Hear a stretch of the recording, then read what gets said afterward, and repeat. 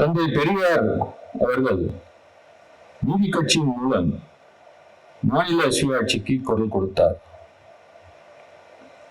பேரறிஞர் அண்ணா ஆட்டுக்கு தாடி எதற்கு, நாட்டிற்கு ஆளுநர் எதற்கு என்று ஒற்றை வரியில் உறக்கச் சொன்னார்.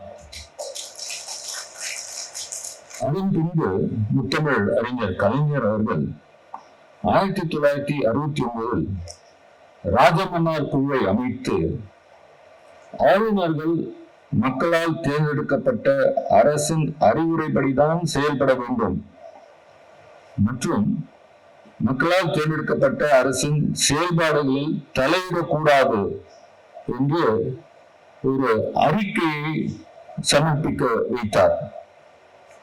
அந்த அறிக்கையில் ஆளுநரின் அதிகாரத்தை குறைக்க வேண்டும் என்று பரிந்துரை செய்திருந்தது.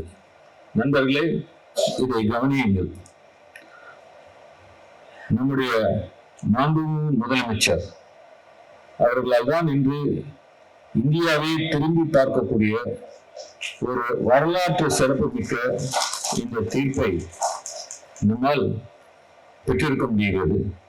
நம் தலைவர் மாண்புமிகு முதலமைச்சர் அவர்கள் இந்த வரலாற்று சிறப்புமிக்க தீர்ப்பின் மூலம் ஆளுநர் பதவி ஒரு தபால்காரர் பதவி என்று ஆளுநருடைய பதவியெல்லாம் குறைத்து விட்டார்.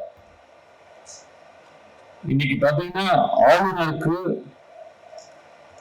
அவர் இண்டிபெண்டன்ட் பவர்ஸ் இல்லை அப்படின்னு சொல்லி உச்ச நீதிமன்றம் மிக தெளிவாக அவர் எந்த காரணத்துக்காக